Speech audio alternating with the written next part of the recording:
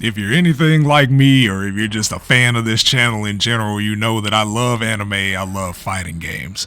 And today, we're going to talk about a very niche subsect of the fighting genre in the arena brawlers. Now, for those of you that don't know what an arena brawler is, it's essentially exactly how it sounds. There's an enclosed space, you and your opponent do battle.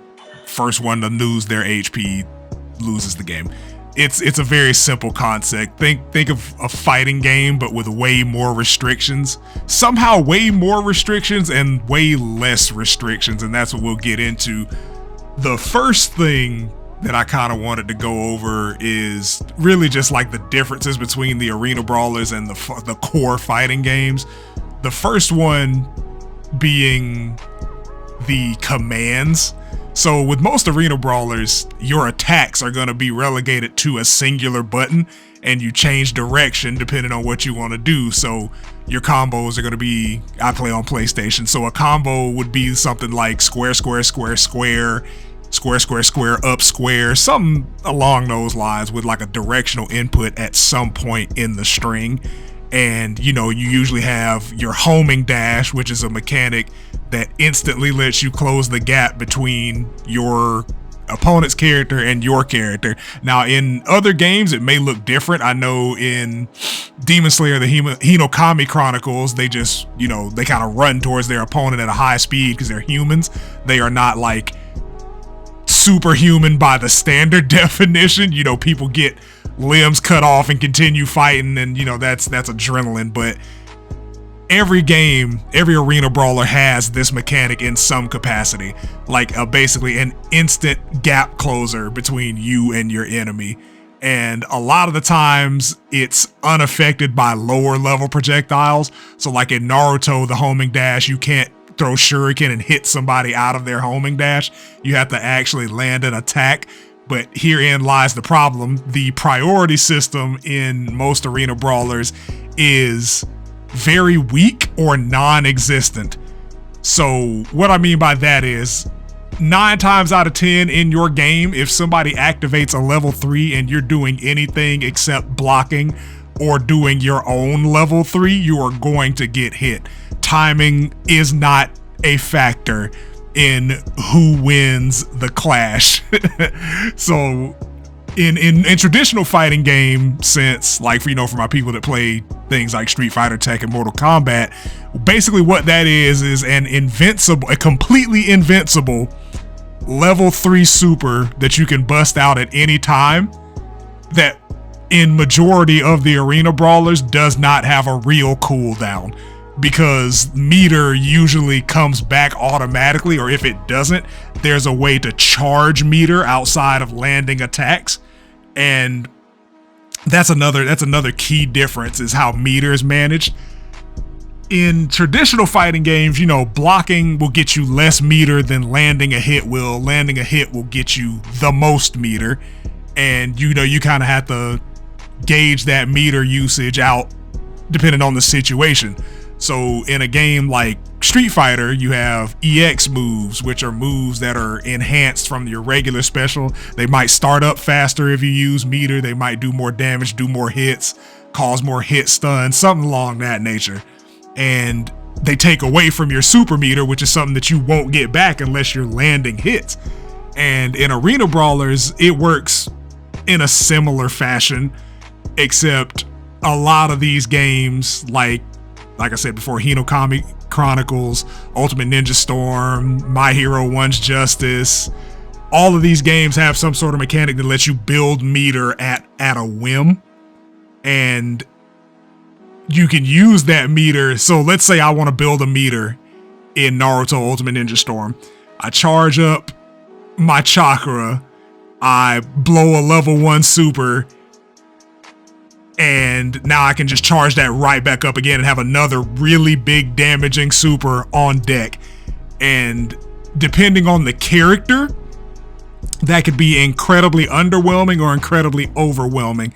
Like the character that I used to play in the first Ultimate Ninja Storm was Itachi, and his level 3 jutsu was a big ass homing fireball with a 45-minute live time. So while you're trying to get away from him in the arena, this ball will track you down. Itachi's free to move, mind you. Itachi is free to do whatever he wants during this time. All of that shit will still be coming after you while he's just moving around or laying on pressure, trying to break your guard, which is another common theme in arena brawlers. Your guard usually has some type of meter to it, like, or some type of stipulation, so you can't just guard indefinitely. And it really wasn't until the later arena brawlers, like Ultimate Ninja Storm 3 and beyond, and then every other one that came after, like My Hero, the upcoming JJK, where you had real defensive options. So, you know, something like push block, where, you know, if your opponent's attacking you, you can kind of create a little bit of space, and then there's that neutral game there. And some of them have a, I don't want to call it a parry mechanic, but some type of high-speed evasion mechanic. So going way back, probably to like the predecessor of all arena brawlers, and arguably the ones that did it the best just because of the level of depth to the game, was probably Tenkaichi. So in that game, you have high-speed movement, which is something that you can do during block while, you know, your opponent's attacking, and it'll just dodge all of their attacks in a sequence that plays out automatically. There's nothing you have to do to, after you hit the button or guess right, there's nothing you have to do, and you'll knock them away and it'll basically reset the neutral, so they have to figure out how to get back in. You have to keep them out.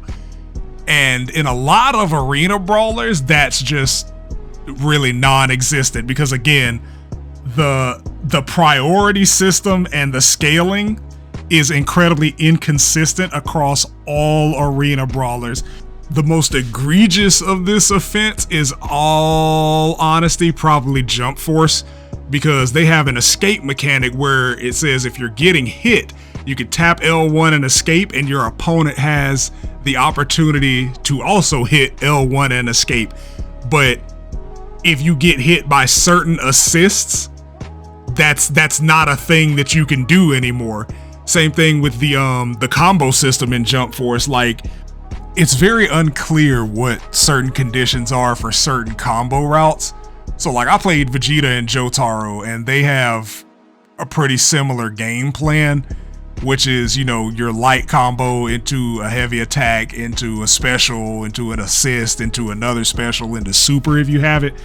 But there are certain points in their basic combos that does what's called a hard launch, which knocks your opponent up into the air. And if you do anything after that hard launch that isn't another heavy attack, they will straight up fall out of it. But if they've fallen too far out of the air and you do that same attack, then they'll also fall out of it. And by what I mean by fall too far out of the air is hit a certain point in the animation where the game dictates that you should be on the ground. And that point, again, is inconsistent, because there are characters that can fly. There are characters that can straight up teleport. There are characters who have movement abilities. So that's something that's constantly changing. And the system is like, it does a rough estimate as opposed to an exact location. So like something like Tekken, which is a 3D game, if I do an attack, like let's just say I do a roundhouse kick. If I do a roundhouse kick, that's gonna hit my opponent at every point in front of me. There's nothing that will change the fact that he will either get hit or block if that attack connects with his body. In this game, if you move to a certain point, certain attacks will just straight up not connect. Like, anybody that's played Jump Force can attest to this. There will be points in a combo where your opponent, before you even hit the stun limit, your opponent will just fall out. Will just straight up fall out of the combo, and then they get the invincibility and can stand up. You're watching it happen in this game. There are a couple of points where it happens, and that's just something that you really wouldn't see in a fight, in a traditional fighting game. Now, I'm not saying all of this to like dunk on arena brawlers. I know it sounds that way, but when all of your games are basically the same game reskinned for whatever the popular anime of the season is, it becomes kind of an issue, man. Like, they're devoid of creativity because every game in a series will play the exact same with incredibly minor changes, if any changes at all. Like, I'm pretty sure I haven't been involved with the Storm games since the third one, because that was that year, I think 2013, that was the year they dropped 2 of them. It was like Ultimate Ninja Storm 3, and then there was another, I think it was Connections came out that year. And I was just like, all right, man, I'm done. If y'all aren't gonna like change or add anything new, I'm done. I'm not one of those people that's just like oohed and awed into purchasing the same game over and over again because of the spectacle, which is another really big point that I believe that a lot of people buy these games, is to see, you know, their favorite anime moments or their favorite moments from a series show up in a video game with high quality, high fidelity. And to Arena Brawler's credit, they are some of the best looking anime games out there. Like, this shit looks like it came straight off the page or straight out of the anime. The exception being Jump Force, because for some reason they went with like these clay looking models. I don't fucking know. But a lot of these games look like they came, you know, straight off the fucking page, and that is incredible in its own right, but that's not enough to sell me on a game. And if you play Arena Brawlers, man, cool. Go out there, play Xenoverse, the new Naruto that's coming out, whatever. But it is of my opinion that these types of games are just creatively devoid and mechanically devoid, because a lot of the characters in these games have the same game plan. It's like, all right, my character has a projectile. What's the goal? Projectile, rush in, do the combo, get back out, projectile, rush in, do the combo. And there's not really a lot of back and forth. And that, to me, that's what, you know, is a sign of a healthy game. Is like how well the neutral plays out, how deep the mechanics are, you know, how technically difficult it is, like how hard it is to execute things. And that doesn't really exist in Arena Brawlers outside of, you know, basic timing for things. Because like there are some characters in these games that have like infinite block strings, which are broken. There are some characters that have like really tight timing for certain combos, and that's about it, because there are mechanics in these games that let you get away with murder for free. Like completely invincible level 3 is one of them. The substitution or evasion mechanics, because they aren't really refined. Like if you're blocking and you mash the block button, then you're gonna get out of the combo. And like that kind of becomes, you know, a back and forth game till whoever runs out of a resource first, like whoever runs out of meter or substitutions, again, depending on the game you play, that will determine that. But there's no real risk reward outside of get hit or don't get hit. And that's not really engaging to me on a personal level. Another key point that I wanted to make was the fact that it seems like the Arena Brawler is just the cop-out genre for anime games, because there are some games that I feel like would benefit from being something like an RPG or a MOBA. For some reason, One Piece is just relegated to the RPGs, when honestly that would probably be one of the more interesting fighting games. Like Dragon Ball got out of it. Like they low-key created the genre with the Tenkaichi series, and in recent years we've gotten Dragon Ball FighterZ, which is widely regarded as the best anime fighting game in existence. I agree, because it took a very popular series, gave it to a niche developer, and they churned out like one of the best fighting games of this generation. Like there were people that just straight up didn't play fighting games that knew the IP, got into it, and just hit the ground running. And that, I feel like more games could benefit from that type of budget or scope. I'm not saying every every shonen series has to be, you know, a fighter style game. That's not what I'm saying. But I would love to not eye roll anytime they announce a new game for a shonen series. Like at this point, man, it's been, First Storm came out in 2008. It's been 15 years, and almost every shonen series, the popular ones anyway, have been turned into arena brawlers with like the same mechanics, reskinned, the same combos, reskinned.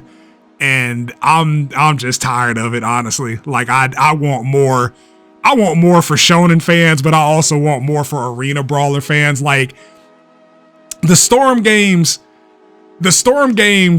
were unique up until a point, because the Tenkaichi series finished in 2007 and we got Storm in 2008, and at that time Storm was the only arena brawler. Like there were no other ones out, or any like major IP arena brawlers, because you know indie devs are out there doing their thing, but there was no other anime arena brawler out up until 2016 when My Hero 1's Justice dropped.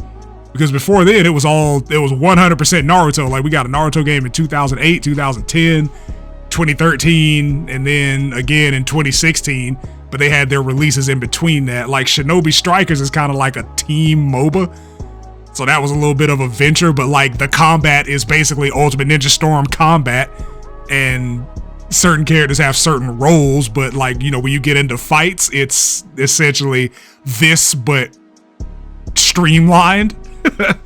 And I want more for the arena brawler community, because I don't know if they're tired of it or not. I've been seeing a couple of tweets that are just like, man, I would love to play something else besides arena brawlers with my series. Just like when the JJK game got announced, I knew in my spirit that they were gonna do something different with Jujutsu Kaisen, because the characters in the show lend themselves so well to a traditional fighting game's mechanics. And lo and behold, we got another fucking arena brawler. Here it is. Are you ready, guys? And I just want to reiterate, like, arena brawlers have their place. They have their communities. And a lot of the back and forth that I see between like the traditional FGC and arena brawler fans is the FGC wants the arena brawlers to somehow incorporate FGC, like traditional fighting game mechanics, into an arena brawler game, and the arena brawlers want their game to be taken as seriously as traditional fighting games. And both of the wishes of both communities will never happen because you would fundamentally ruin the genre by doing either of those things. The mechanics in arena brawlers are not meant for a hardcore fighting game audience, and that's fine. They're meant for more casual play, more spectacle. You know, people that just want to get in, hit buttons. There is a level, a very thin level, but a level of actual execution in arena brawlers that I don't think will ever match up to traditional fighting game level execution. Simple, like, just your entire arsenal is mapped to one button for the most part. Like, there's only so much that you will ever be able to do with that. And with a series like JJK, it absolutely killed me to see that announcement trailer, because Jujutsu Kaisen is probably my favorite new gen. The arena brawler community is incredibly niche, and their games need to stay their games. Like, if they want to crossover, come to the traditional fighting games, that's cool. If traditional fighting game players want to play arena brawlers, that's cool. They wouldn't, because they would absolutely fucking dominate. Like, you're gonna take somebody that spent all these years honing their execution and reaction time and give them a game that says, hey, you don't really need either of those things. Yeah, it's not a good look. That would ruin that community. But until there's like there's a real balance, like with the Tenkaichi games, like the Tenkaichi games are arguably like the perfect balance of like actual mechanical depth, system depth, and execution. I don't think we'll ever bridge the gap for real. And that's fine, because I think they need to stay separate communities in the first place. Just, you know, arena brawlers are arena brawlers are the 2K games of fighting games. It's 2K for anime niggas. like there's gonna be one every year, if not every year, every 2 years. They're gonna eat it up, and then Namco's gonna look at that, or CyberConnect 2 or Spike Chunsoft is gonna look at that and be like, oh, okay, cool, they want this shit, so let's keep doing it. I said vote with your wallet initially if you wanted to stop seeing them, but like, you're not gonna stop seeing them, and I don't think they should go away either. They offer a very unique experience for people who might not be as versed in fighting games as some of us are. And that's something that the market needs, you know what I'm saying? Like, you don't want to just push everybody out because they aren't playing your shit. It's mean. However, I do want them to be something more than just Ultimate Ninja Storm reskinned. Like, that is what I want for arena brawlers, and I think that they should want that too. Because again, Dragon Ball had the furthest deviation from it with the Xenoverse series.